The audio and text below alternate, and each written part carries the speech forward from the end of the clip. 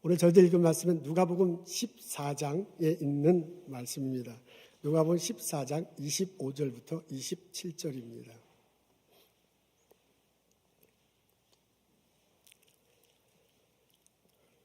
제가 읽겠습니다. 수많은 무리가 함께 갈새 예수께서 돌이키사 이르시되 무릇 내게 오는 자가 자기 부모와 처자와 형제와 자매와 더욱이 자기 목숨까지 미워하지 아니하면 능히 내 제자가 되지 못하고 누구든지 자기 십자가를 지고 나를 따르지 않는 자도 능히 내 제자가 되지 못하리라. 아멘.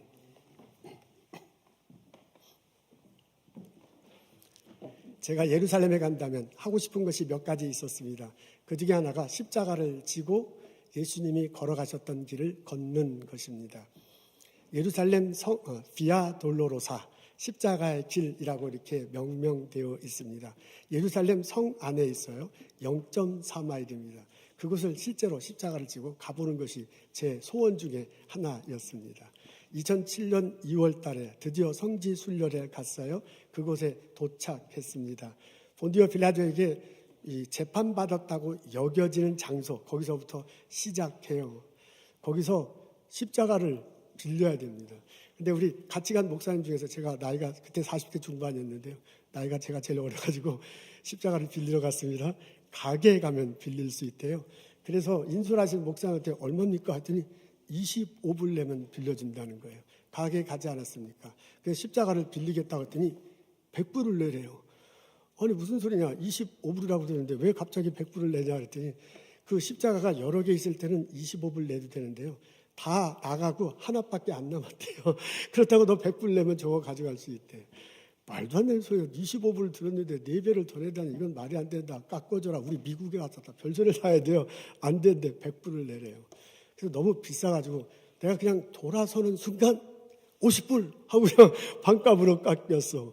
50불 괜찮다 하고서 내가 빌리려고 하는데요. 마음이 영 불편해. 아니 지금 이것도 버킷리스트에 들어가는지 모르지만 내가 꼭 하고 싶은 거 하나 중에 하나가 이건데요. 이거 와가지고 십자가 빌리라고 25불 100불 흥정하다니 이 목사가 이래도 되는가 너무 마음이 불편했습니다. 그래서 안 하겠다고 하고 이래한테 와서 사정을 얘기하고 그냥 빌려오지 않았습니다. 말했더니 선배 목사님들이 좋다고 그렇게 합시다 하면서 십자가 없이 그 십자가를 지르며 묵상했습니다. 거기를 이제 0.4마일을 지나가면은 예수님이 돌아가셨다고 여겨지는 곳, 이제 묻혔다고 여겨지는 곳에 도착합니다. 거기 교회가 있어요. 성묘교회라고 합니다. 그 교회 딱 갔더니요, 교회 옆에 십자가가 수룩하게 있는 거야. 우리보다 먼저 온 순례자들이 빌려서 지고서 이렇게 왔던 십자가를 거기다 반환하는 장소인가 봐요. 그래서 제가 그것을 보고 옳다 잘 됐구나 하고 그 십자가를 가지고 와서 사진을 찍었다는 것 아닙니까? 여러분 앞에 사진 보십시오. 저게 바로 반환하는 데 가서 십자가를 갖고 와서 사진을 찍은 겁니다. 근데 여러분 가만히 보시면 알겠지만은 자세가 엉거주춤하지 않습니까? 이게 순례자의 자세라기보다는 증명사진 찍는 그 자세로 사진을 찍고 있습니다. 그때 제가 여러분 무슨 생각을 하시면 사진을 찍은 줄 아십니까? 이야 100불 벌었다 하는 생각을 가지고 사진을 찍었습니다. 이 일 후에 제가 너무너무 마음이 불편했어요. 이거 내가 꼭 하고 싶은 일 중에 하나였는데 십자가 빌리는데 25불이나 100불이나 하는 마음으로 이렇게 흐트러져 있는 나 자신을 발견하고 굉장히 마음이 스스로 상했습니다. 그러면서 하루 종일 이런 생각 저런 생각 했습니다. 십자가를 진다는 게 무슨 의미가 있는가? 십자가를 지는 것은 말도 안 되는 질문이지만 내 스스로 질문한 거 그 상황에서 십자가를 진다는 걸 돈으로 환산하면 얼마가 될까? 여러분 말도 안 되는 질문인데요. 상황이 그래서 나 스스로 물어본 걸 여러분들에게 물어봅니다. 예수님이 우리에게 십자가를 지라고 그랬는데 그 십자가를 진다는 것을 돈으로 환산하면 얼마겠습니까? 그게 25불이겠습니까? 그게 100불이겠습니까? 오늘 저희들은 누가복음 14장에 있는 말씀 읽습니다. 예수님이 예루살렘으로 가시기 직전에 요단강 근처에서 사람들에게 전했다는 말씀으로 여겨집니다. 많은 무리들이 예수님을 따랐다고 그래요. 그 사람들이 신기한 것을 보았습니다. 병든 자가 낫고요, 전혀 듣지 못한 말씀을 듣고요, 막 그냥 공짜로 먹을 수 있는 역사가 막 일어나는 거예요. 기적을 보고서 너무나 신이 나서 우르르 예수님을 쫓아왔습니다. 그래서 그 무리들을 향해서 하신 말씀이에요. 그 무리들을 향해서 예수님이 너희들은 제자가 되어야 될 것이다 한 내용입니다. 이 중에 핵심 구절이 27절입니다. 앞에 있어요. 우리 다 같이 읽겠습니다. 시작. 누구든지 자기 십자가를 지고 나를 따르지 않는 자는 능히 내 제자가 되지 못하리니. 예수님이 무리라고 적혀있는데 많은 사람들이 올 때 뭐라 하면 너희들이 내 제자가 되어야 될 것이다 얘기하고요. 제자라는 단어가 나옵니다. 근데 그 말하는 내용이요, 그 어법이 반어법을 사용하고 있습니다. 뒤에 보면 내 제자가 되지 못할 것이다 이렇게 말해놓고요. 그리고 그 앞에는 너의 십자가를 지지 않으면 이렇게 나왔어요. 반어법이야. 너가 너의 십자가를 지지 않으면 내 제자가 되지 못할 거래. 그 말은 뭐냐면 너의 십자가를 지면 그때서야 내 제자가 될 것이다 라는 그런 말입니다. 이 말을 하시기 전에 25절 앞부분에 보면 무리라는 단어가 나옵니다. 많은 사람들이 예수님을 따랐대요. 그 사람들한테 제자가 되어야 될 것이라고 얘기하고 너의 십자가를 질 때 나의 제자가 될 것이다 라고 가르쳐주고 있습니다. 예수님은 이후에 예루살렘에 들어가셔서 십자가를 지셨습니다. 십자가 지시느라고 고난 당하셨습니다. 나중엔 십자가에서 피 흘리시고 죽음을 당하셨습니다. 그런 면을 생각해 볼 때 여기서 예수님이 너의 십자가를 지라라고 말할 때 어떤 의미인지 우리는 쉽게 추측할 수 있어요. 그건 고난 받는 거야. 그건 피 흘리는 거야. 그건 죽는 거예요. 그걸 우리가 적용을 쉽게 하기 위해서 우리식으로 표현하자면 희생하는 겁니다. 자기가 희생하는 거야. 자기가 예수님을 따라가느라고 예수님을 위해서 예수님 이름으로 희생하는 것, 그게 바로 십자가를 지고 가는 것이라고 해석하고 적용할 수 있습니다. 이 말과 동시에 예수님은 또 다른 의미로 십자가 지는 것이 무엇인가를 무리들에게 알려줍니다. 그게 26절에 나옵니다. 거기는 이렇게 적혀져 있어요. 무릇 내게 오는 자가 자기 부모와 처자와 형제와 자매와 더욱이 자기 목숨까지 미워하지 아니하면 능히 내 제자가 되지 못하고 이렇게 적혀 있습니다. 미워하지 않으면, 이게 어법은 비슷해, 반어법이죠. 근데 미워하라라는 단어가 나와서 조금 망설여집니다. 그러면 예수님을 따르려면 십자가를 지내면 아버지 엄마 미워하고 아들 딸 미워하라는 말인가? 라고 이렇게 받아들일 수 있는데 그런 의미는 아닙니다. 여러분, 이런 비슷한 말씀을 다른 복음에서도 하셨거든요. 그것과 연관시켜서 해석하고 받아들이는 것이 좋을 듯합니다. 마태복음 10장 27절에 보면 이런 내용이 나옵니다. 너희 아버지 엄마보다도 나를 더 사랑하는 것이 합당하다. 너희 아들 딸보다도 나를 더 사랑하는 것이 합당하다 라고 예수님께서 가르쳐 주시는 내용이 나옵니다.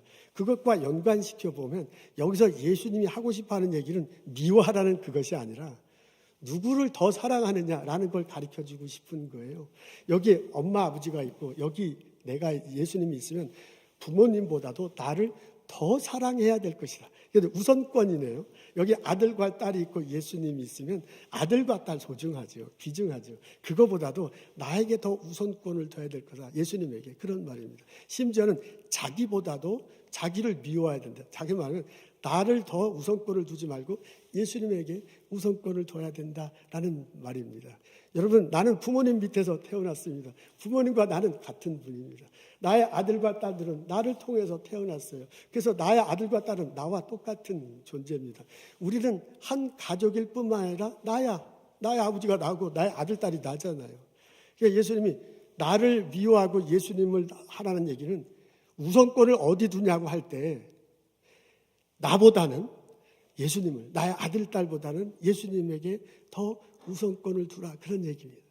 이걸 우리식으로요 쉽게 표현하고 적용하기 위해 말하자면 부인하는 거야. 자기를 부인하는, 나와 예수님의 어떤 것을 높일까 할 때 나를 부인하고 예수님을 올려드리는 것, 예수님의 말씀으로 무언가 하는 것, 그것을 해야 된다고 알려주는 것으로 받아들일 수 있습니다. 내 십자가를 지라는 것은 자기를 희생하라는 얘기입니다. 너 부모보다 나를 더 사랑하라는 얘기는 자기를 부인하는, 십자가를 지는 또 다른 의미로 자기를 부인하는 겁니다. 이런 맥락에서 예수님이 또 다른 내용을 알려줍니다. 그게 또 다른 말씀을 전함으로써 보충 설명, 십자가를 진다는 게 무슨 것인지 보충 설명합니다. 그게 33절에 나와요. 거기 보면 이렇게 적혀 있습니다. 너희 중에 누구든지 자기의 모든 소유를 버리지 아니하면 능히 내 제자가 되리 못하리라.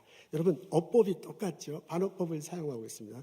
제자가 못 되는데 어떻게 제자가 되냐? 소유를 버리지 않으면 제자가 못 되는데, 그 말은 뭐냐면 너의 소유를 다 버려야 내 제자가 될 것이다 라고 알려주고 있습니다. 내가 가진 소유 모든 것을 버려야 되는데, 여러분, 나의 가족들이 있습니다. 나의 재산이 있습니다. 이제까지 나의 살아온 경력이 있고 명예가 있습니다. 그걸 다 버려야 되는데, 그걸 다 포기해야 되는데, 그래야 나의 제자가 된다고 이렇게 말하는 듯 여겨집니다. 그렇다면 갑자기 예수님 제자가 된다면 빈털터리가 되는 느낌인데요. 이것은 또 다른 가르침과 서로 연결시키면서 해석해야 할 필요가 있습니다. 바울이 예수님 믿고 난 다음에 어떻게 되냐면, 나는 내가 가진 모든 것들을 다 배설물로 여겼다. 빌립보에서 나오잖아요. 배설물로 다 여겼다. 그러면서 오직 예수님만 바라보고 잡힌 바 된 것을 잡으려고 쫓아간다. 그렇게 얘기했습니다. 그거는 바울이 한 소리예요. 바울은 상당히 공부를 많이 했지요. 그리고 어떻게 하면 하나님 말씀대로 살까 헌신적으로 살아간 거예요. 그리고 자기가 히브리인이다. 니들 나한테 뭐 육신적으로 말할 거 있는, 나도 할 말 가진 게 많은 사람이다. 그런 사람이거든요. 근데 그걸 다 배설물로 여겼다는 것은 자기가 배설물로 여겼는데요. 그렇게 배설물로 여긴 바울을 예수님이 들어 쓰시잖아요. 그리고 예수님 그걸 다 배설물로 여기고 예수님만 바라보고 예수님만을 바라본 그 바울의 모든 것들을 다 쓰시잖아요. 여러분, 바울이 성경에 많은 것들을 저술했습니다. 그분이 구약에 정통하지 않으면, 그분이 그 당시로서는 굉장히 공부를 많이 하신 분인데 그렇게 공부하지 않았다면, 그분이 어떻게 하면 하나님 말씀대로 살았까 애를 쓰지 않았다면 그런 내용이 나올 수가 없어요.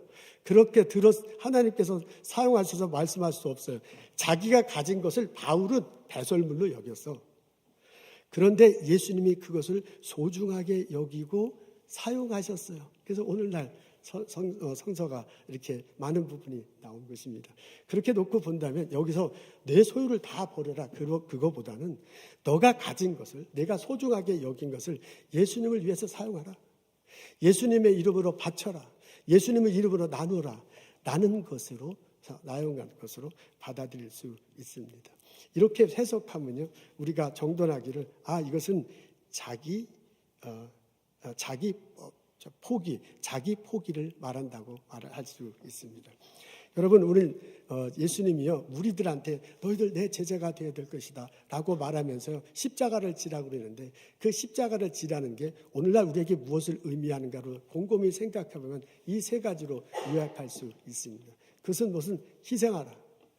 또 다른 의미는 부인하라. 또 다른 의미는 포기하라는 거예요. 여러분, 나와 예수가 있어요. 부모님 참 중요하죠. 아들, 딸 중요하죠. 근데 가장 중요한 게 나야. 회사 일 중요하죠. 학교에서 연구하고 가르치는 거 중요하죠. 근데 내가 없으면 그게 아무런 의미가 없어. 그런 게 다 의미가, 세상에 살아가는 의미가 없으면 내가 있어야 돼. 사는 데 있어서 가장 중요한 것은 나야. 나와 예수님과 1대1 딱 1대1 딱 바라보는 고독한 단독자라 그랬거든요. 키에크로가. 다른 사람 중요해요. 근데 신앙생활에서 예수님과 나와 가장 중요해. 둘이 딱 붙어 이렇게 딱 보고 있을 때 그 사이에 희생하느냐 안 하느냐. 무슨 희생이야 하면 나만 생각하는 거예요. 근데 그래도 내가 예수님 이름으로 희생할 때 예수님 쪽에 가는 거예요. 나와 예수님 했을 때 내가 자기를 부인하지 않으면 그냥 나만 생각하는 거예요. 나를 생각하고 하는 예수님 우선권이라면 내가 이 부인하고 예수님 앞에 나가가는 거예요. 내가 나하고 예수님하고 딱 단독자로 이렇게 있을 때 내가 포기할 것을 왜 포기해? 내 거를 이거 내 건데. 그러면 포기가 무슨 포기야? 나는 나만을 소중하면서 사는 거야. 근데 내가 예수님 이름으로 포기하고 예수님 이름으로 나누고자 할 때 내가 예수님 편에 이렇게 가는 거예요. 여러분, 이 본문에 보면 나는 늘상 예수님 앞에서 고민하고 갈등하고 있어. 희생하며 예수님 앞에 조금 나갈 것인가? 내가 부인하며 예수님 앞에 조금 나갈 것인가? 내가 포기하며 예수님 앞에 조금 나갈 것인가? 예수님은요, 철저하게 자기를 희생하는 사람, 예수님을 철저하게 자기를 부인하는 사람, 예수님을 철저하게 자기를 포기하는 사람, 그 사람이 나의 제자가 될 것이라 말하고 있습니다. 그것을 예수님이 무리들에게 너희들은 나의 제자가 될 것이라고 얘기하고요. 철저하게 자기를 희생하라, 철저하게 자기를 부인하라, 철저하게 자기를 포기하라고 알려주고 있어. 선포하고 계죠. 오늘 우리가 이 말씀을 읽고 곰곰이 묵상하면 2000년 시간을 넘어서 그 목소리가 들려요. 내가 나의 삶의 자리에서 철저하게 희생하라, 철저하게 복종하라, 철저하게 포기하라. 근데 이 말씀이 들리기는 하는데요, 이걸 정말 내가 예수님 앞에서 고독한 단독자로 있고 내게 요청하는 말씀이다라고 들으면 이 말씀은 부담스럽습니다. 희생도 그런데 철저하게 어떻게 내가 희생해요? 철저하게 어떻게 나를 부인하고 철저하게 어떻게 내가 모든 것들 다 포기하고 예수님 앞에 갑니까? 오늘 이렇게 교회 나와주셔서 참 감사해요. 온라인으로 참석해 주셔서 감사해요. 그래서 이게 정말 선포된 말씀이고 내가 예수님 앞에 섰을 때 나에게 요청하는 말씀이다라고 진지하게 받아들인다면 너무너무 부담스러워서요. 한 귀로 듣고 한 귀로 슬퍼하는 게 그게 솔직한 우리들이에요. 그 정도가 아니라 마음에 새긴다? 부들부들 떨 수밖에 없어요. 그 정도가 아니라 내 세탁소에서 내가 학생들 가르칠 때 나의 동료들하고 일할 때 내가 집안에서 지지고 볶고 싸울 때 이것을 실천하겠다? 도저히 하기가 힘든 거예요. 여러분, 십자가를 지고 제자가 되라는데 그 십자가는 엄청나 지는 게 25불에 십자가를 질 수 있으면 나도 지겠어.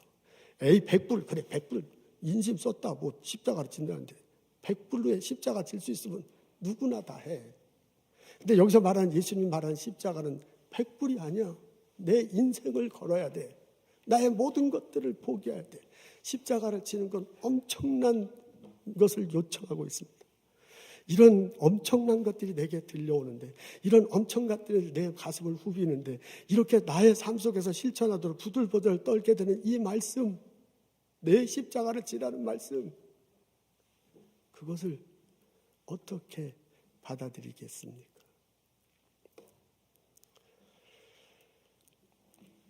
저는 예수님이 자기 십자가를 지라고 말씀하신 것에 큰 위로가 되고 격려가 됩니다.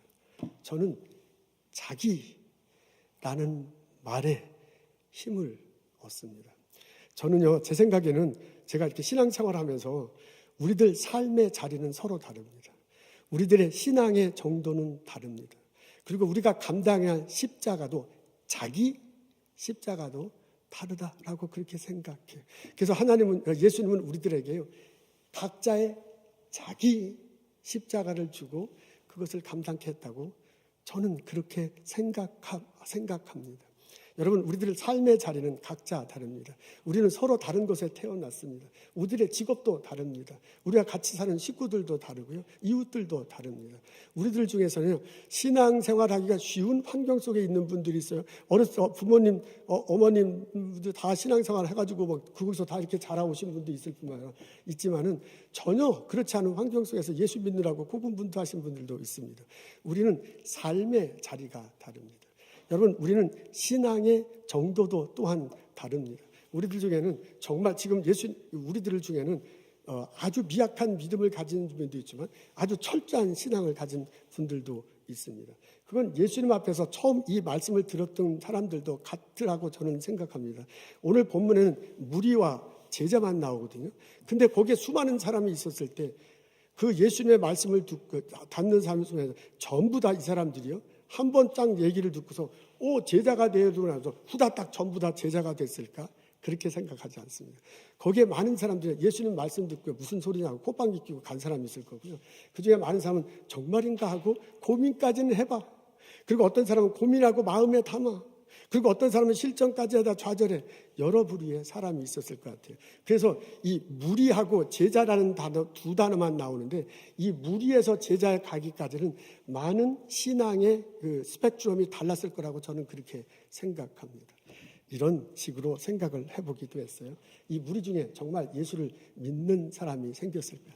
그 사람은 신자야. 여러분들, 우리 이 신자가 되긴 했는데 예수님을 따르긴 따르는데 이게 대충 따르는 사람도 그 중에 있었을 거야. 그걸 저는 나자라고 이렇게 붙였습니다. 이게 내가 하는 소리야. 그 나자는 뭐냐? 나이롱 신자예요. 여러분, 요새는 그런 표현 안 쓰지만 우리 어렸을 땐 나이롱 신자, 부흥 강사님이 나이롱 신자다 이런 표현을 많이 했어요. 그 옷감 중에 나이롱이, 요새는 나이롱 옷감 안 쓰죠. 예전에 한국 참 먹고 살기 힘들 때는 나이롱을 만든 옷감을 썼는데 참 옷감 중에서 그렇게 촉감이 좋은 것이 아니고 싼 것이지요. 그래서 이제 나이롱 신자다, 교회 대충 오는 사람, 그런 사람 부흥 강사님이 말하고 막 그랬던 데 생각납니다. 우리 중에서는 열자도 있을 것입니다. 열심히 신앙생활하는 자야. 그리고 정말 우리 중에는 제자, 지금 예수님이 말씀하신 그 제자인 사람도 있을 거예요. 우리가 솔직히 놓고 예수님 앞에 내 자신을 보면 무리가 있죠. 제자가 이렇게 이 사이에 우리는 무리에 속하는 사람도 있고요. 우리는 신자에 속하는 사람. 내가 농담처럼 하면 나이롱 신자도 있을 것이고요. 그냥 열심히 신자도 있을 거고 정말 제자도 있을 거예요. 근데 분명한 것은 이 여러 스펙트럼 중에 한 곳에 내가 있을 것이다. 그 말입니다. 저는 이런 생각을 하면서요. 예수님이 각자의 삶의 정도에 따라서, 각자의 신앙의 정도에 따라서 우리들에게 요청하는 십자가는 달랐을 것이라고 그렇게 생각합니다. 나에게 요청된 십자가가 있고 그것이 남보다 크고 작으냐 는 아무 사용이 없어. 나의 삶의 환경에서 나의 신앙의 정도에 되는 그 십자가를 지고 따라오리라고 그렇게 요청하셨다고 생각합니다. 성경에 보면 여러 가지 가르침이 있어요. 우리들에게 각자에게 맞는 은사를 주셨대요. 우리 다 신앙 예수님 고백하지만 은사가 서로 다르잖아요. 예수님이 우리에게 요청하는 역할도 다르대요. 몸, 눈, 고, 다리 있는 것처럼 너희들이 감당할 역할이 다르다. 그래서 교회 공동체가 하나 될 것이다. 그렇게 얘기했잖아요. 하나님이 바울을 통해서 감당할 만한 시험만 허락하신다고 그러잖아요. 로마서에 나오잖아요. 하나님께서 시험을 허락하시는데 동일한 시험이 아니야. 감당할 만한 시험을 허락하신대요. 그리고 하나님께서 바울을 통해서 말씀해 주잖아요. 말할 수 없는 탄식으로 너희를 위해서 기도한대. 여러분, 이렇게 예수님께서 해주신 말씀을 이렇게 종합해서 이렇게 보면 예수님이요, 우리에게 십자가를 주는데 나의 삶의 현황, 나의 신앙 정도에 감당할 만한 어떤 십자가가 있고 그것을 감당케 한다고 저는 생각합니다. 이건 상식선으로 생각해봐도 이렇게 할 수 있습니다. 초등학교 어린이 처음 2학년 딱 들어갔는데요. 선생님이 고등학교 3학년이 풀 미적분 수학 문제를 딱 넣어놓고 너가 지금 이것을 풀 때 너하고 나는 진정한 선생과 제자가 된다. 그렇게 말하는 선생님이 어디 있어요? 아무도 없어. 초등학교 1학년 산수 문제를 풀어야 돼요. 중학생은 중학생, 고등학생은 고등학생에게 맞는 문제를 풀어야 돼요. 그게 우리들이 생각하는 상식이에요. 그렇다고 볼 때 저는 이렇게 성경에 나와 있는 말씀을 놓고 묵상할 때, 우리들의 상식을 놓고 생각할 때, 제가 이렇게 어머니 뱃속에서 태어나서 60 이렇게 막 신앙생활하면서 경험된 것이 있어. 나의 스스로 보면서 느껴지는 것이 있어. 저와 같이 신앙생활 선후배들이 말씀하신 걸 이렇게 듣고 볼 때, 모든 사람에게 지우는 십자가는 똑같지 않다. 저는 예수님이 일률적으로 우리들에게 자기 희생을, 일률적으로 자기 부인을, 일률적으로 자기 포기를 말하고 그렇게 될 때만 너 제자다라고 말했을 것 같죠. 예수님은 나의 삶의 자리에서 나의 신앙 정도에 따라 내가 감당할 수 있는 십자가를 지게 하시고 그것을 지고 한 발자국이라도 나에게 다가오도록, 한 발자국 나의 십자가를 지고 한 발자국 예수님에게 다가오도록 요청하신다고 생각됩니다. 여러분, 이제까지는 나는 예수님에 대해서 전혀 생각하지 않다가 오늘 이후로 사순절을 맞이하고 부활절을 맞는 오늘 이후로 나는 예수님을 생각하기 시작했다면 나에서 예수님 쪽으로 한 발자국 간 거거든요. 그만큼 내 십자가를 지는 겁니다. 여러분, 내가 전혀 희생은 무슨 희생이야. 나는 가족들을 위해서도 희생 안 하고 회사 동료를 위해서 내가 왜 희생해. 이렇게 살다가 오늘 말씀을 듣고요. 내가 조금이라도 예수님 이름으로 희생하겠다고 생각하고 실천했으면, 그게 반발자국 나갔으면 그것이 반발자국 나의 십자가를 지고 예수님에게 간 것입니다. 내가 포기를 하면 뭘 포기를 해. 나는 내 것 다 갖고 있고 전혀 나눠줄 수가 없어. 나는 남들 안 해. 라고 그렇게 생각했다면 그거 해다가 이제까지 예수님 앞에 한 발자국 났다면 그것은 나의 십자가를 진 거라고 그렇게 생각합니다. 여러분, 오늘 예수님이요 십자가를 지라고 요청합니다. 그걸 정말 진지하게 생각하면 너무 부담스러워, 너무 힘들어, 포기하고 싶어. 근데 오늘의 말씀을 좀 더 깊이 이해하면 예수님의 마음이 느껴져요. 포기하지 말아라. 그냥 귀로 듣지 말아라. 너의 삶의 자리에서 너의 신앙의 정도에 따라 내가 주는 십자가가 있으니 바로 그것을 가지고 한 발자국 나의 이름으로 희생하고 나의 이름으로 부인하고 나의 이름으로 포기하고 나에게 다가오고 나의 삶의 자리에서 나의 십자가를 지고 예수님 앞에 한 발자국 다가가는 나와 여러분 되시기를 주님의 이름으로 축원합니다.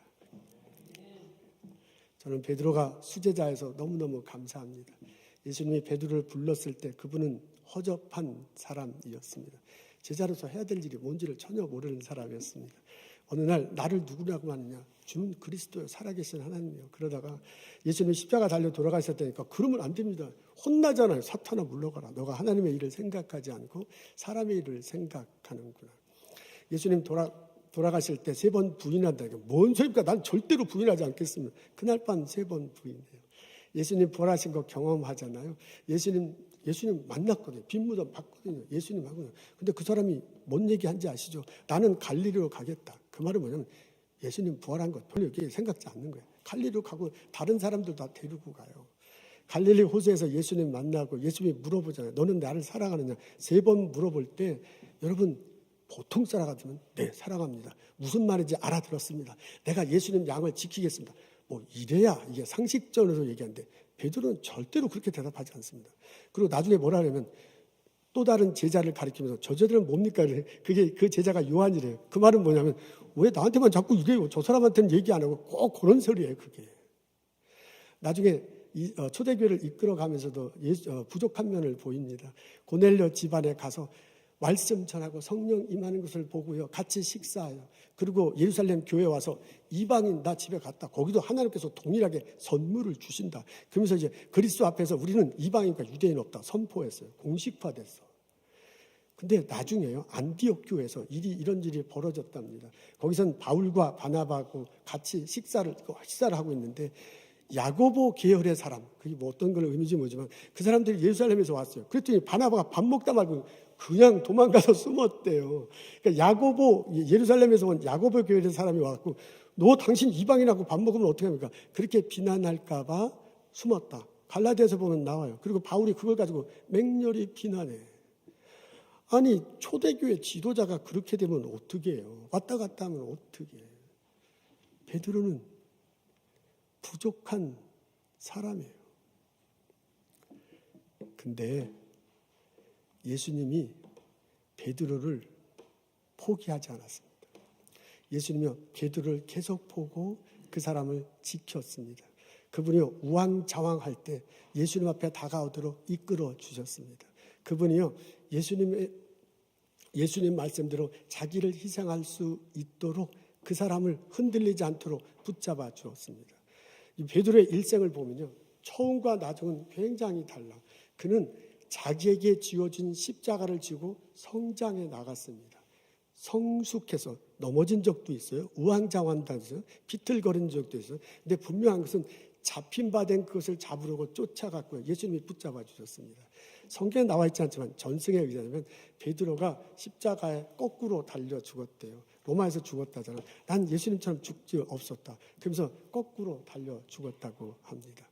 처음 모습은 부족한지 모르지만 나중의 모습은 자기 희생, 자기 부인, 자기 포기가 분명히 있었습니다. 성숙한 신앙, 성화된 신앙의 모습이 있었어요. 이런 은혜가, 이런 체험이 우리들에도 있기를 소원합니다. 예수님은 내가 나의 십자가를 지고 예수님 따라오기를 원합니다. 나의 삶의 자리에서 나의 십자가를 지고 예수님 따라가는 나와 여러분 되시기를 주님의 이름으로 축원합니다. 아멘. 하나님, 예수님 앞에 내 자신을 바라봅니다. 나의 십자가를 지고 예수님 앞에 나가기를 결심합니다. 주여 불쌍히 여겨주옵소서. 때로 내가 넘어질 때, 때로 내가 우왕좌왕할 때, 내가 무엇을 하는지 모르고 괴로워할 때 나를 붙잡아 주시고 나를 일으켜 세워주시고 나의 십자가를 지고 예수님 앞에 나아갈 수 있도록 인도하여 주옵소서. 너가 나의 사랑하는 제자다 라고 인정받을 수 있도록 저를 붙잡아 주옵소서. 예수님 감사합니다. 예수님 이름으로 기도합니다.